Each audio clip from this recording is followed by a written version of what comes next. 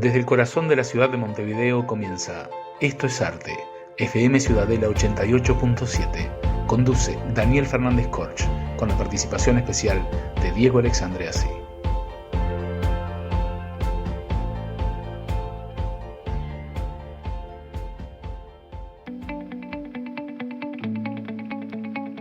Estamos al aire en Radio Ciudadela 88.7 FM de tu buscador digital y nos encontramos en Esto es Arte, la frecuencia cultural que estabas esperando. Mi nombre es Daniel Fernández Corch y junto a Diego Alexandreasi haremos de los próximos 60 minutos un momento que no vas a poder dejar pasar, porque el arte es esa capacidad que el artista tiene para leer los síntomas de cada época. Como siempre nos acompaña María García Marichal, Beatriz Marenco y Gladys Ledesma, cuyos aportes culturales cada semana nos van enriqueciendo. Te recuerdo que puedes bajar la aplicación y tenerla en tu celular para escucharnos desde cualquier lugar del país, del planeta, de la galaxia. Para esto debes ingresar a www.fmciudadela.com.uy. O también puedes dejarnos un mensaje por WhatsApp, como mucha gente lo hace, al 092-337-877. Otra opción es nuestro correo electrónico, programaestoesarte@gmail.com. También después de nuestra salida al aire, recuerden que los pueden escuchar en YouTube entre lunes y martes de la semana próxima. Esto es Arte apoya a la Asociación Uruguaya de Escritores, AUDE, difundiendo así todas sus actividades, todos sus proyectos, tanto los presenciales como los que se puedan realizar por Zoom, contribuyendo de esta manera a la difusión de conferencias, homenajes y publicaciones de todos sus socios. El correo de la asociación es asociacionuruguayaescritores@gmail.com. Nuestra sede es en el Ateneo de Montevideo y cada jueves nos puedes encontrar allí haciendo alguna actividad diferente. Pasamos ahora a la agenda cultural de Esto es Arte y les recordamos que la escritora Marta Estigarribia continúa su periplo por las escuelas del país en esa actividad que desde hace años realiza, llegando a los niños con libros infantiles y conversando con ellos, generando un clima de mucha comunión. Recuerden que el primero de junio en el Ateneo vamos a estar encontrándonos con la Gala Napolitana a través de Lírica Montevideo. También les recuerdo que el pasado 24 de mayo nos reunimos en el Club de Lectura, en la Cafetería del Notariado, con la escritora María Senatore, y donde compartimos la historia y todas sus publicaciones, y leímos un cuento de María Inés Silva Ávila, realmente una escritora que nos asombró.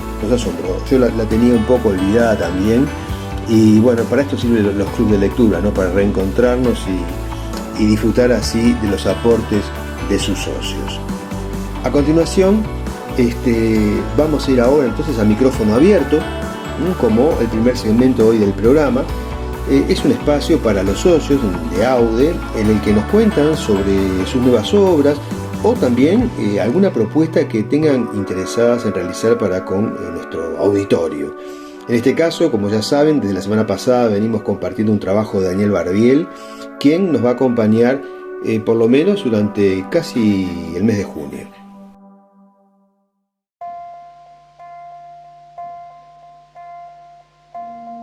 Continuando con nuestro relato de hechos, anécdotas y protagonistas que vale la pena rememorar, destaco como un hito importante en mi vida algo que ocurrió en el curso de primer año liceal cuando yo contaba 13 años de edad. Ocurrió en un viaje que hice en pleno mes de julio de aquellos años. Les comento que una tía mía, profesora de francés en el liceo número 1 de Minas, debía tomar exámenes en esa localidad y me invitó para viajar con ella. Yo acepté naturalmente, aprovechando la doble circunstancia de tener un primo de mi edad en aquella ciudad y ambos estar de vacaciones.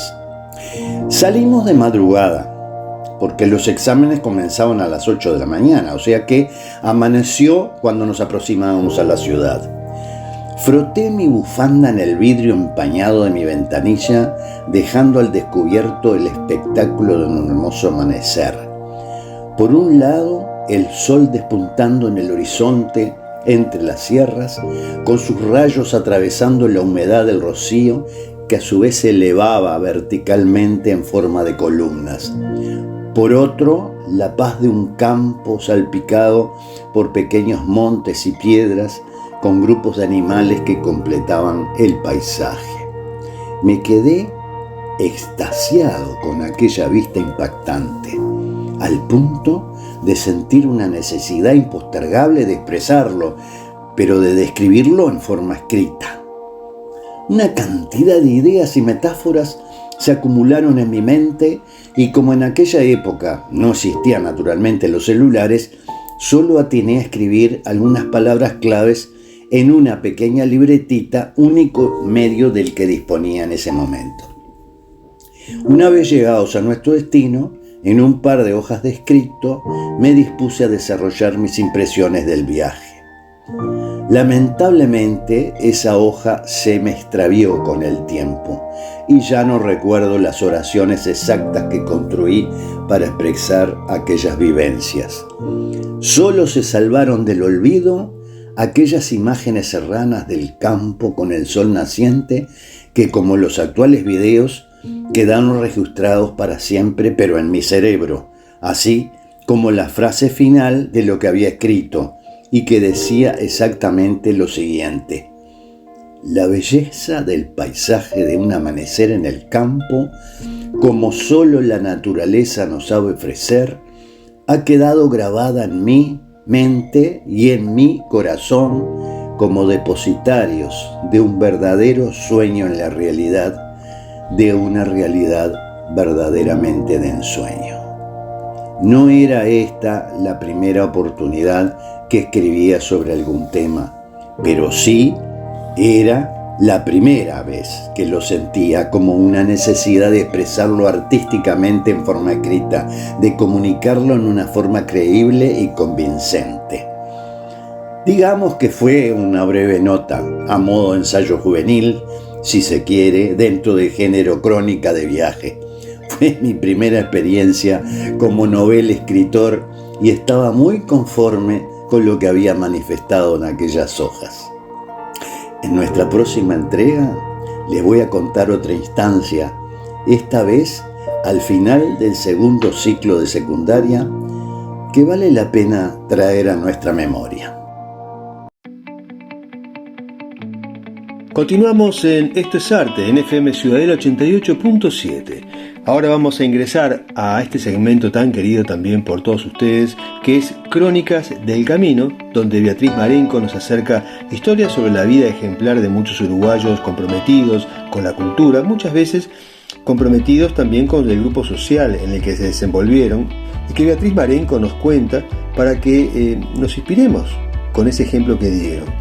Por eso son las Crónicas del Camino, aquí en FM Ciudadela 88.7 en Esto es Arte.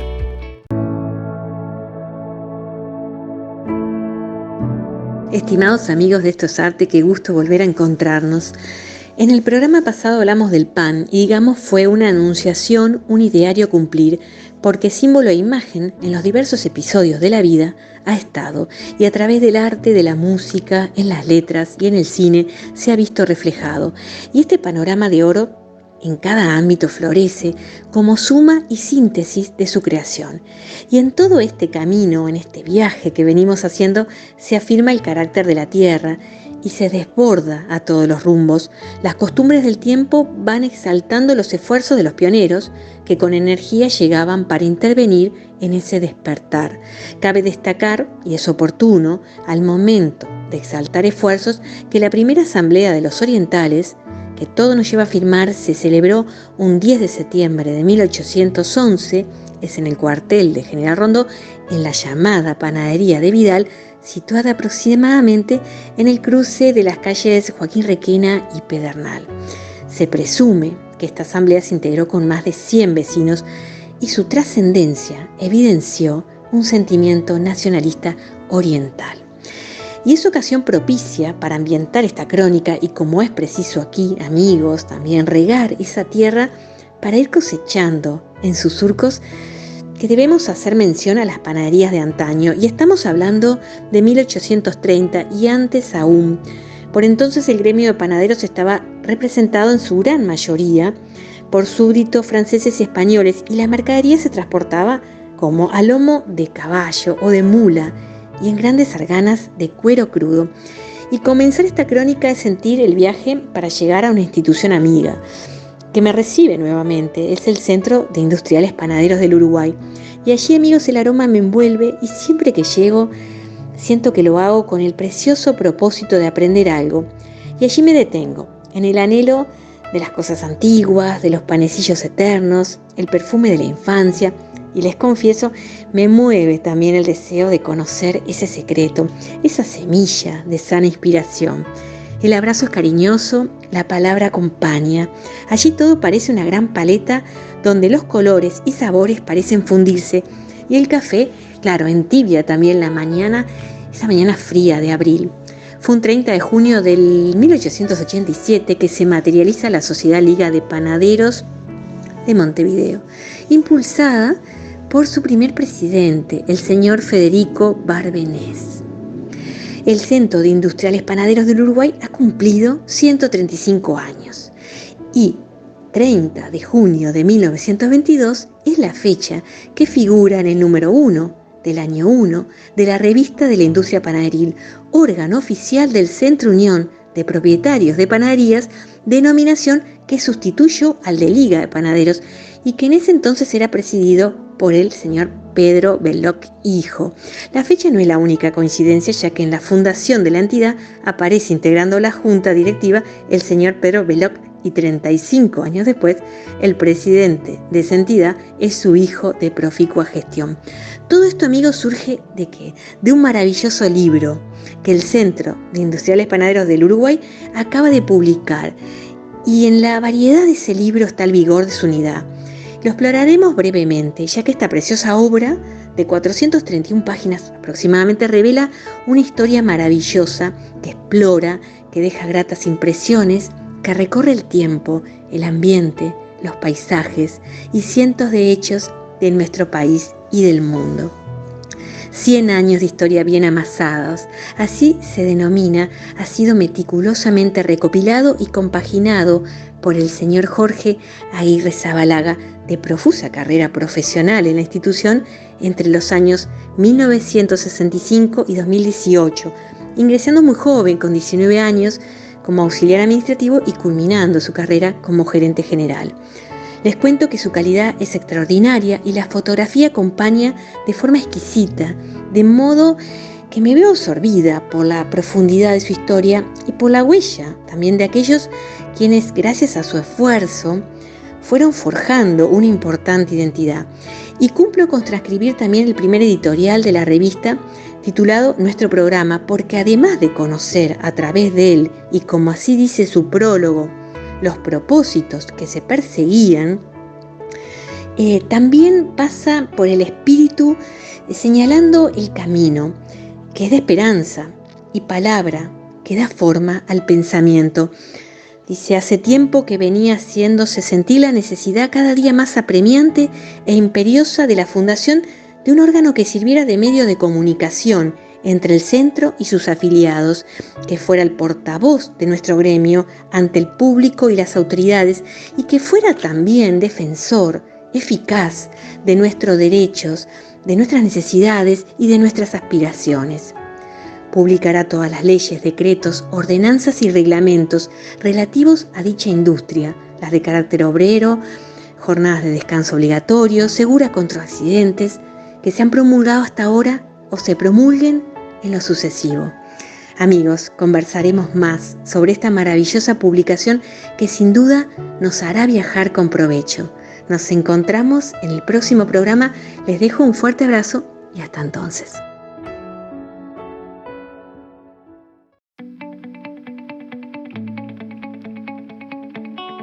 Siempre quedamos meditando con cada uno de estos segmentos aquí nosotros. Y ahora, no es para menos, también recibimos a la escritora Gladys Ledesma, quien semana a semana nos expone distintos pensamientos relacionados a nuestro vínculo con la naturaleza, con el tiempo y con nuestra conciencia. Y es por ello que en Ecos del Universo, Gladys Ledesma nos deja siempre una reflexión.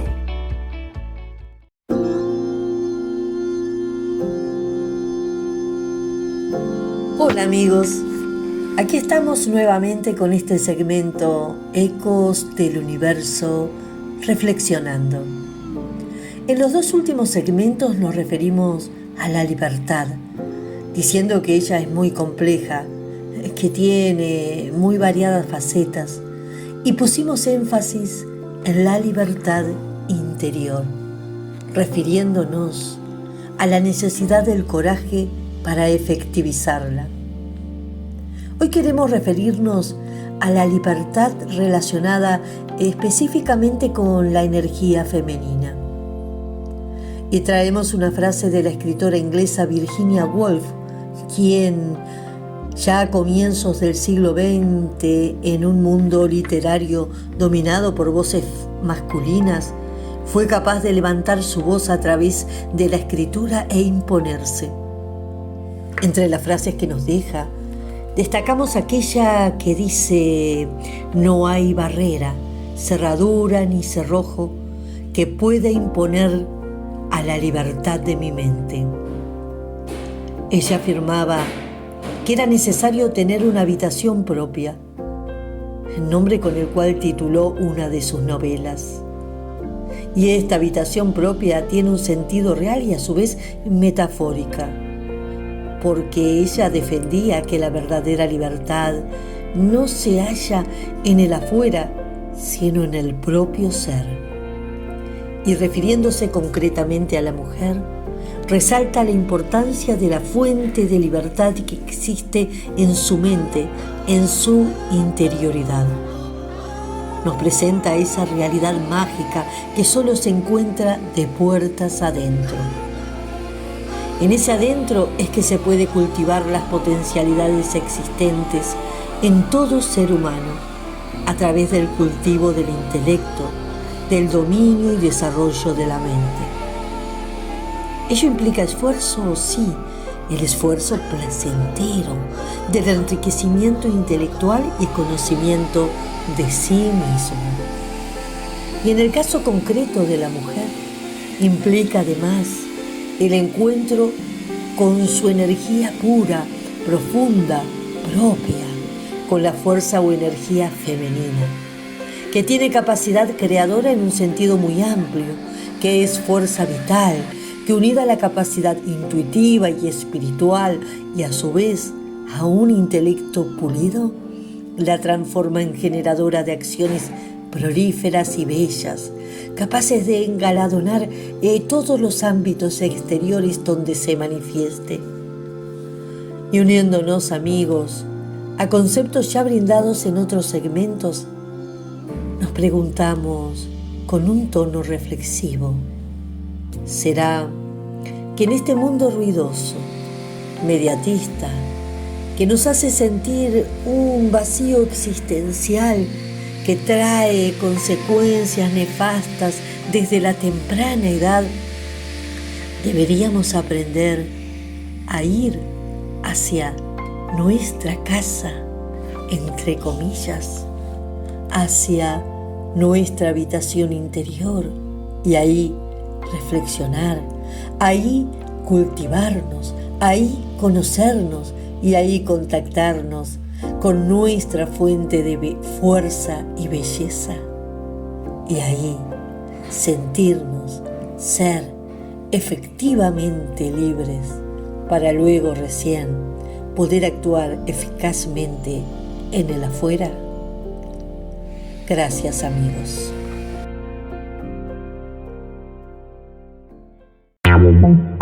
Hablarte, con Diego Alexandre.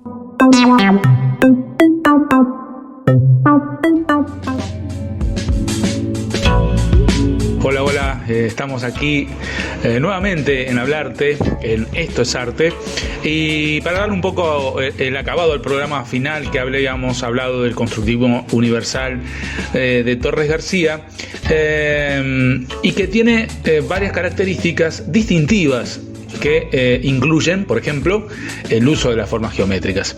El constructivismo universal emplea formas geométricas como líneas, rectas, círculos, triángulos y cuadrados, y estas formas se utilizan para construir y organizar la composición de la obra de arte, creando una estructura sólida y ordenada. También tiene la simplificación y la reducción. El constructivismo universal tiende a simplificar y reducir las formas a sus elementos esenciales. Torres García buscaba la esencia de las formas y eliminaba cualquier detalle innecesario, logrando una representación más pura y esencial, la abstracción. El arte constructivista universal tiene la abstracción, alejándose de la representación realista o figurativa. Se enfoca en la construcción consciente de formas y símbolos, buscando una expresión más allá de la realidad concreta. Esto permite una interpretación más libre y subjetiva por parte del espectador. También el equilibrio y la armonía visual. El constructivismo universal busca un equilibrio y una armonía visual en la composición de la obra. Las formas geométricas se combinan y organizan de manera cuidadosa para lograr un efecto visual equilibrado y agradable. El uso de símbolos y de signos.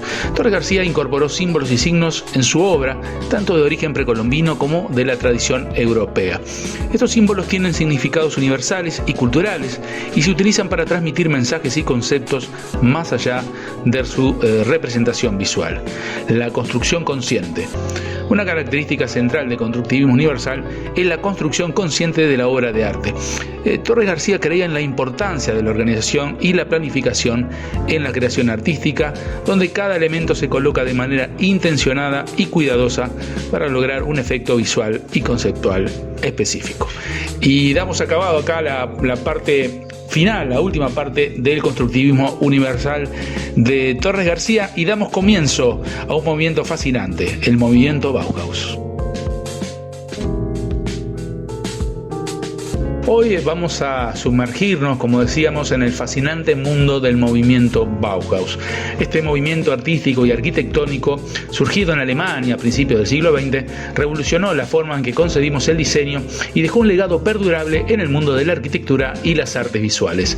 El Bauhaus fue fundado en 1919 por el arquitecto Walter Gropius en la ciudad de Weimar, en Alemania. Su objetivo era reunir las artes y la artesanía bajo un mismo techo, eliminando las divisiones tradicionales entre ellas y fusionando la estética con la funcionalidad.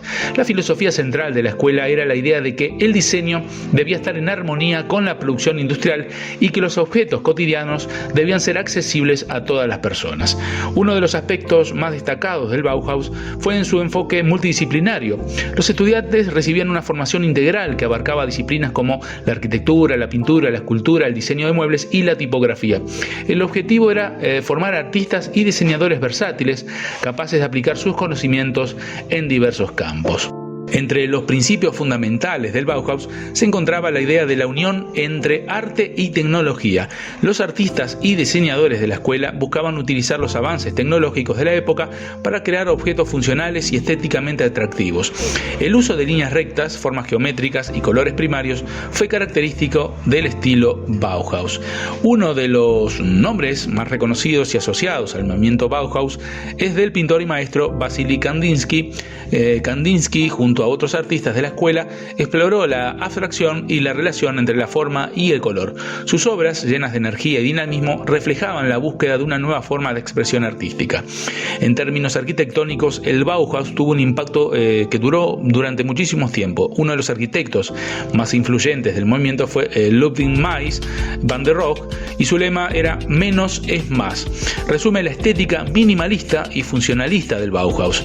Mies van der Rohe y otros arquitectos del movimiento buscaron una integración armónica entre la forma y el espacio y los materiales.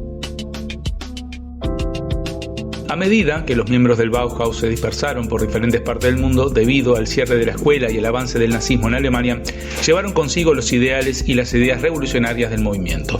Esto permitió que el Bauhaus continuara influyendo en la arquitectura, el diseño y las artes visuales a nivel internacional. Uno de los destinos claves para los exalumnos del Bauhaus fue Estados Unidos. Muchos de ellos encontraron refugio allí y se convirtieron en profesores e influyentes figuras en instituciones educativas y de diseño. Su influencia se sintió profundamente en el diseño industrial y la arquitectura moderna de posguerra de los Estados Unidos. Otro aspecto destacado del legado del Bauhaus es su enfoque en la colaboración y la participación colectiva. Los talleres y las interacciones entre profesores y estudiantes fomentaron una mentalidad colaborativa y experimental. Este enfoque de trabajo en equipo y apertura a nuevas ideas se ha convertido en un modelo para muchas instituciones educativas y creativas en la actualidad. El legado del Bauhaus también se puede apreciar en el diseño de muebles. Algunos de los diseñadores más influyentes asociados con el movimiento, como Marcel Breuer y Ludwig Mies van der Rohe, crearon piezas icónicas que aún son populares en la actualidad. Sus diseños se caracterizaron por líneas limpias, formas geométricas y la combinación de materiales como el acero y el cuero. En resumen, el movimiento Bauhaus fue una revolución en el mundo del diseño, la arquitectura y las artes visuales.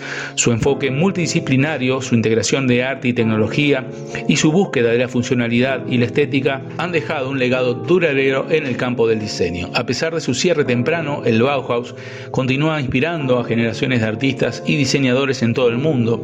Esto ha sido un breve vistazo al movimiento Bauhaus. Esperamos que hayan disfrutado de esta exploración de uno de los movimientos más influyentes en la historia del diseño y las artes. Nos estamos escuchando la semana que viene aquí en Hablarte en Esto es Arte. Hasta pronto. Hablarte con Diego Alexandre.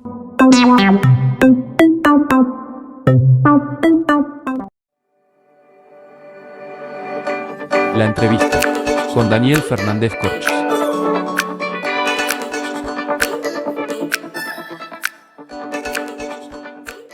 Continuamos en FM Ciudadela 88.7 en Esto es Arte, y desde el corazón de la ciudad de Montevideo recibimos a Carolina Zamudio. Carolina es escritora, es periodista, de nacionalidad argentina. Algunas de las publicaciones que ustedes pueden conseguir y disfrutar son, por ejemplo, Seguir al viento, La oscuridad de lo que brilla, Rituales del azar, La timidez de los árboles, Teorías sobre la belleza, las carteras son del sol, las certezas son del sol, y otros, y tiene algún ensayo también. Carolina, gusto en que estés hoy con nosotros. Hola Daniel, el gusto es mío, mil gracias por convocarme nuevamente, un placer hablar contigo.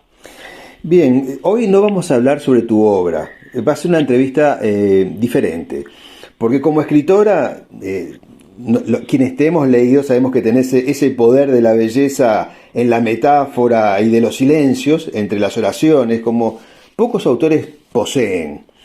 Pero hoy vamos a hablar sobre cómo te enfocás en otras actividades que estás realizando y que has realizado también, como por ejemplo lo de la Fundación Esteros, porque hoy recibí una publicación, creo que es brasileña, ¿no? Agulia. Sí, Agulia brasilera. Cultura, Sí. de Florentino Martens. Sí, que es una publicación muy prestigiosa en Brasil, que de hecho lo hace Floriano Martins, que es un gran poeta, pero además gran divulgador, que tuvo la idea loca de dedicar un número especialmente a la revista Esteros, a la Fundación Esteros en realidad. Así que, bueno, yo estoy muy agradecida porque además coincide justo, mirá, ayer se cumplieron 5 años de constituir legalmente la Fundación Esteros en Uruguay, ¿no? La fundación funciona en Uruguay y tiene muchas actividades, pero justo ayer se cumplieron 5 años de la constitución legal, entonces dije, bueno, qué mejor ocasión que compartir esta suerte de homenaje, que así fue como lo llamó Floriano, a una edición especial que le dedicó a la Fundación Esteros, ¿no? No solo a la revista Esteros, sino a la Fundación en general con todas sus actividades.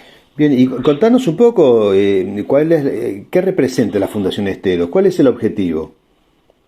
Mira, la Fundación Esteros busca promover la literatura en todas sus formas.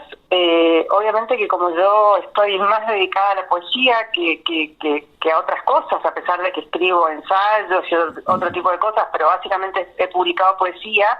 la verdad es que nos dedicamos a promover la literatura, pero la poesía en particular, principalmente con una revista que editamos, que bueno, ahora estamos preparando el número 10 ya, que va a salir estos días durante junio, que bueno, que es una revista que tiene el formato de revista papel, digamos, pero que se publica digital. Se puede conseguir en www.esteros.org, porque esto es una institución sin fines de lucro. Y además organizamos el Encuentro Esteros, que tuvo sus primeras 2 ediciones de forma digital también, porque bueno, fue justo en plena pandemia, ¿no? 2020 y 2021. Y el año pasado se hizo en el marco de la Feria del Libro de Montevideo, y la verdad que fue una cosa preciosa. Vinieron 13 poetas del mundo, más 15 poetas uruguayos, y bueno, fueron 5 días maravillosos ahí dentro de la Feria del Libro, ¿no? Y terminamos con una lectura que también fue muy bonita en el Museo Achugarri de Maldonado. Uh-huh. Y este año se repite por segunda vez, con muchísima gratitud para con la Cámara del Libro Uruguaya, que nos da este espacio. Y bueno, también tenemos poetas ya confirmados al momento de 11 países que vienen especialmente para el Encuentro Esteros, que se va a llevar a cabo este año del 10 al 15 de octubre. Así que esas son como las actividades fundamentales de la Fundación Esteros, ¿no? Más un sinfín de otras actividades, la verdad, porque otras asociaciones culturales, tanto de América Latina como del mundo, nos convocan para que hagamos acciones conjuntas por el Día de la Poesía, o bueno, miles de excusas más, digamos, para finalmente contribuir a que la poesía se divulgue, ¿no? Un poco lo que estás haciendo tú desde tu espacio, pero bueno, acciones asociativas, digamos, tanto de publicaciones como de lecturas de poemas, en fin, todo lo que esté a nuestro alcance y podamos hacer, nosotros estamos siempre ahí dispuestos y con mucha alegría para hacerlo, ¿no? Y para concretarlo. Uh-huh. Carolina, tú tienes mucha experiencia en organizar este tipo de eventos a través de los años, en distintos escenarios, en distintas partes del mundo, no solo de América, ¿no? También lo has hecho en Francia. Entonces, decime un poco, según tu experiencia en todo esto, ¿qué dificultades se presentan? ¿Es siempre el mismo tema que uno ve acá por la falta de oportunidades para los poetas? ¿O en algún otro lugar hay otra dinámica, hay otro interés también? Bueno, digamos que la poesía finalmente sigue siendo marginal, no sé si es la palabra más feliz, sí. Pero bueno, es difícil, ¿no? Es difícil conseguir apoyo, sobre todo de privados, ¿no? Que quieran promover un arte tan particular como es la poesía. A nivel institucional, yo considero que Uruguay, de todas formas, aunque uno desde aquí pueda verlo como que es difícil, no sé qué, tiene muchos mecanismos igual como para lograrlo. Por ejemplo, uh-huh. La Fundación Esteros, logró el año pasado, concursamos y obtuvimos los fondos de incentivo cultural, que no es una forma directa de conseguir recursos, pero sí es una especie de sello, digamos, que hace que uno pueda salir a buscar recursos como para llevar a cabo estas actividades, ¿no? Luego después uno tiene que hacer el caminito de hormiga, de ir a hablar con instituciones, con empresas, y explicarle de la importancia, ¿no? De traer poetas del mundo que quieran venir a Uruguay. No sé, creo que como la poesía misma es una cuestión de fe, ¿no? De tener mucha fe, constancia, paciencia, de explicarle a la gente que crear cultura es importante, que no solo es importante promover otro tipo de artes o de actividades en general, ¿no? Sino que la poesía es una cosa importante, fundamental. Pero yo creo que hay una circunstancia muy bonita que yo lo veía al momento de crear la fundación, que, digamos, yo siento, y no lo digo yo, ¿no? O sea, tú nombrabas que Yo tuve la fortuna de participar de muchísimos festivales de poesía y ferias de libros de distintos países, no solo en América Latina, sino en Europa. Incluso estuve en un festival de poesía en Marruecos, o sea, África, ¿no? Y lo que pasa es que los poetas, los escritores en general, adoran venir a Uruguay, quieren venir a Uruguay porque no pueden creer el fenómeno tan curioso de siendo un país tan pequeño, digamos, ¿no? Porque, bueno, en densidad de población es un país pequeño, finalmente, por la cantidad de habitantes, pero que fue semillero de, no solo de poetas, sino de grandes escritores que además se ganaron los mejores premios, ¿no? O sea, gente muy reconocida. Entonces, igual que esta novela de Vilas Mata, ¿no? Que se llama Montevideo, yo siento que Montevideo es como un aspiracional para los escritores, intelectuales. Entonces, el año pasado, por ejemplo, y este año tuve la misma experiencia, cuando salgo a convocar a los escritores para que vengan, es un país al que la gente no llega normalmente por cuestiones geográficas, básicamente, ¿no? O sea, que, por ejemplo, este año vamos a contar con poetas de Panamá, de Honduras, Bolivia, México, España, Estados Unidos, o sea, estoy diciendo de memoria los que me acuerdo, mueren de ganas de venir a Montevideo, porque Montevideo es una cuna de grandes intelectuales, escritores, poetas. Bueno, los últimos premios Cervantes, ¿no? Fueron dos mujeres, Ida Vitale, Cristina Perirossi. Entonces es como que está ahí en la palestra, ¿no? Yo a veces siento que, bueno, no sé, el otro día, la semana pasada, hablaba con un escritor uruguayo, así hablábamos de forma privada, íntima, ¿no?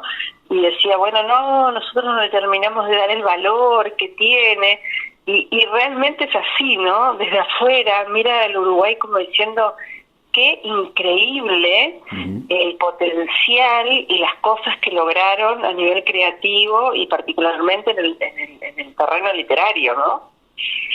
Es un poco por ahí. Es así.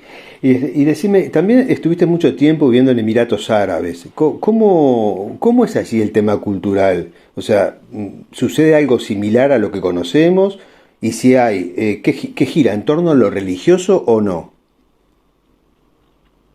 Perdón que se cortó un poquito, no creo que no te terminé de entender la pregunta, perdón. Sí, que viviste mucho tiempo en Emiratos Árabes.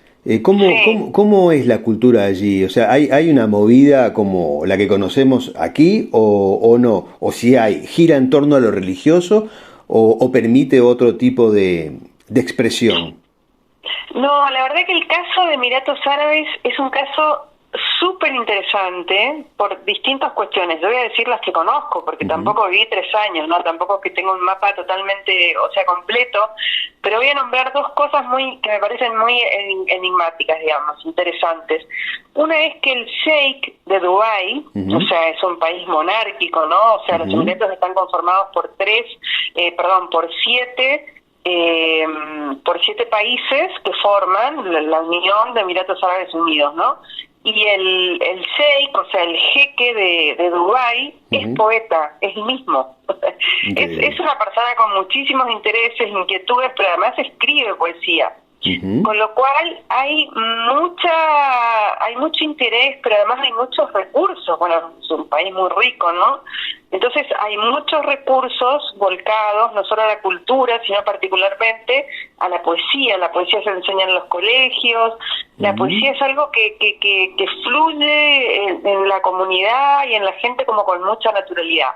Y otra cosa que me parece muy interesante es que ellos tienen un programa como si fuera acá, no sé, La Voz, por ejemplo, ¿no? Que es un concurso así que se da en televisión, que es una suerte de concurso justamente de poesía, de poetas, que premia a un poeta con $1 millón. Que eso se da se hace desde Abu Dhabi, ¿no? O sea, que es la capital de los Emiratos Árabes Unidos. Con lo cual, a mí me parece que eso es... ¿Estás de acuerdo conmigo, no? Imaginarte que en Uruguay o Argentina se haga un concurso masivo en televisión no digo que premie con $1.000.000, aunque sea con 1.000, con $1.000, sería como una cosa como súper extraña de verse, ¿no? Y bueno, en los Emiratos eso sucede, la verdad que es un fenómeno. Y bueno, el Festival de Poesía de Abu Dhabi Se cortó un poquito, Carolina. también de la Casa Real de Abu Dhabi, hay una presencia de la poesía que la verdad que recuerda, no sé, al medioevo en términos de Occidente, ¿no? Sí. Es un fenómeno extendido y muy preciado. Y te lo preguntaba justamente por eso, porque normalmente cuando uno se ve lo que sucede en Emiratos Árabes, lo que ve es toda una parte de la tecnología o ve otra cosa, y sin embargo sí, son culturas muy ricas, ¿no? Muy antiguas, entonces tienen que, me imaginaba que tenían que tener algún tipo de expresión en la actualidad importante, ¿no? Sí, absolutamente, y sucede así, la verdad. El tema de la poesía es particular, la verdad que a mí me llamó la atención porque no entendía mucho, bueno, o sea, por eso que conté del jeque de Dubái, probablemente esté como un poco empujado por él, ¿no? Claro. Pero la poesía en el mundo árabe es riquísima, y de hecho, bueno, hay muchísimos poetas en el mundo árabe que trascienden fronteras, hay una enseñanza de la poesía. Creo yo, no tengo autoridad como para decir eso, ¿no? Pero que hay una enseñanza de la poesía y una militancia, entre comillas, por la poesía que está muy, muy presente. Decime, de acuerdo a lo que tú recoges por tu participación activa y de vivencia en cada uno de los países en que has estado, ¿ves que hay un lenguaje común de los poetas como reflejo de la actualidad, de esta sociedad cada vez más violenta? ¿Cómo ves esa expresión en la poesía actual? Yo creo que afortunadamente la poesía tiene mucha libertad para con los temas. Siempre a lo largo de la historia, de toda la historia de la humanidad, hay poetas que se inclinaron más por lo social, por lo panfletario, entre comillas, nuevamente, sin que lo que tenga que, sin que lo que estoy diciendo no es peyorativo ni nada, ¿no? Entiendo, sí, entiendo. Yo a nivel personal no adhiero con ese tipo de poesía, porque yo creo que, digamos, a nivel personal en el sentido de lo que yo produzco, ¿no? Porque yo creo que uno como poeta lo que va haciendo es contando su tiempo, y uno siempre cuenta su tiempo desde su propia sensibilidad, desde las cosas que ve, y no hay que, uno no tiene que hablar de la guerra de Ucrania, por decir una cosa muy obvia, en el 2023, para decir desde que está escribiendo desde este tiempo, ¿no? Claro. Entonces, yo creo que la poesía mantiene una libertad, digamos, que hace que haya lugar para todo el mundo, ¿no? O sea, nosotros podemos leer poetas que en la Primera o en la Segunda Guerra escribieron por cuestiones particulares, probablemente porque estuvieron en el frente o porque estuvieron muy involucrados por cuestiones personales, familiares, pero igual uno puede leer a un poeta de hace 100, 150 años y entender su mundo y su tiempo, ¿no? Pero la poesía igual yo creo que mantiene, como decía, ¿no? Por suerte esa libertad, esa diversidad, que hace que uno pueda leer a un poeta y descifrar un poco como lo que está pasando, ¿no? La coyuntura de su tiempo, la sensibilidad para captar cada momento. Y lo que siento también es que es un lenguaje, digamos, que es universal, ¿no? Uno puede, no sé, tengo en este momento un libro sobre mi escritorio de Selva Casal, ¿no? Por poner un ejemplo, ¿no? Y muy probablemente yo me siento muy afín a la poesía que escribió Selva Casal, escribió desde aquí, desde Montevideo, desde Solmar, que es la poesía con unas correntinas que escribió en Montevideo, o sea, creo que los temas siguen siendo un poco los mismos, ¿no? O sea, lo que cambia es como la sensibilidad, el lenguaje, el cómo, ¿no? La forma de abordar la poesía de cada uno. Sí, es así. Y bueno, yo te pregunto por una pregunta más universal, ¿no? Pero por supuesto que poetas como César Vallejo, Gabriela Mistral o Alfonsina Storni siguen estando presentes incluso en los nuevos poetas. Se siguen nutriendo. Sí, claro, por supuesto. Yo creo que siempre hay que leer a los clásicos, ¿no? O sea, con la salvedad de decir, bueno, es un clásico, ¿no?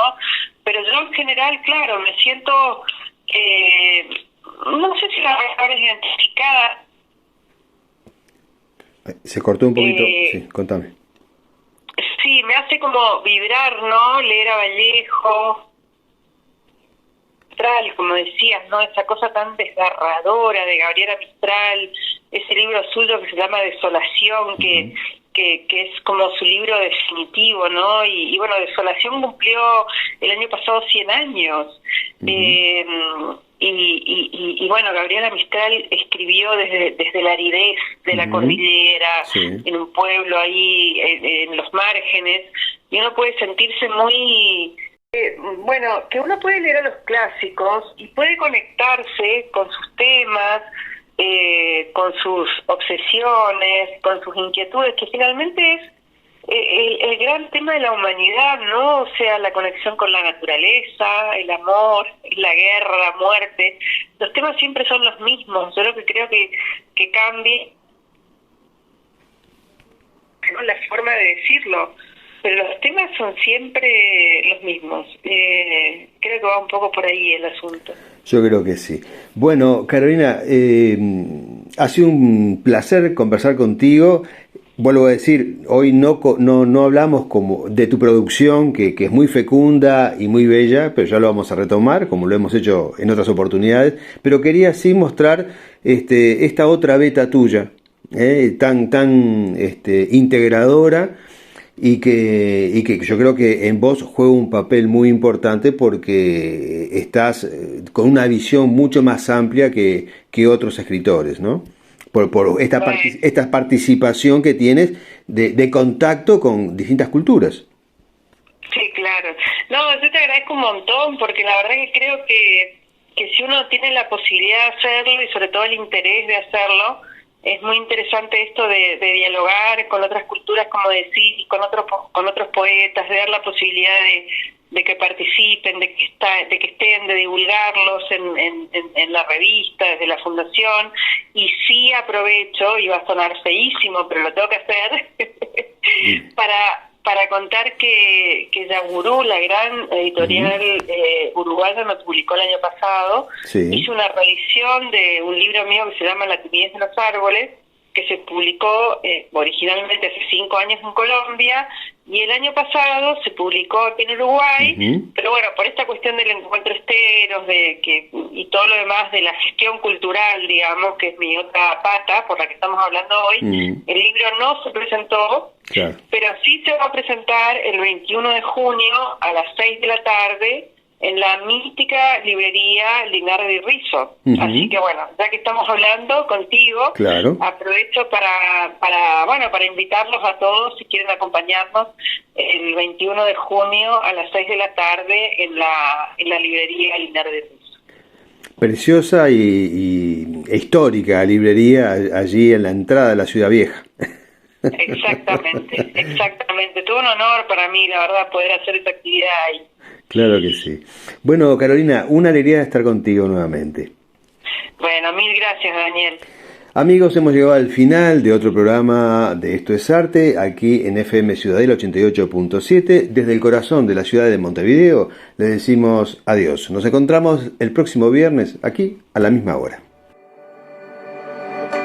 La entrevista con Daniel Fernández Corch.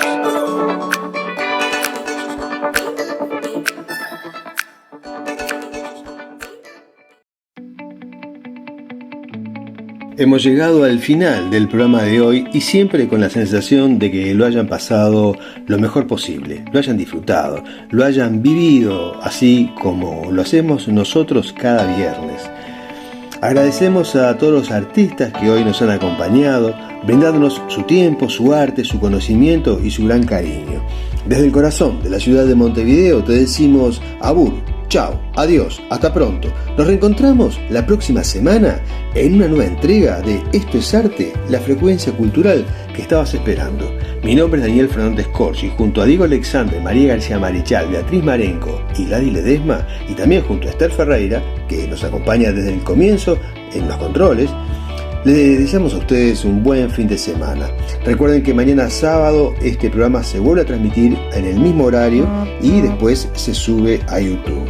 Y para aquellos que recién comienzan el camino del artista y están a punto de hacerlo, quédense con ese sentimiento inicial, ese que les dice que han venido a hacer algo especial a esta vida, sea lo que sea, en el arte. Y que primero está el sentimiento de sentirnos bien, de sentirnos felices. Lo demás es toda una ilusión realmente secundaria.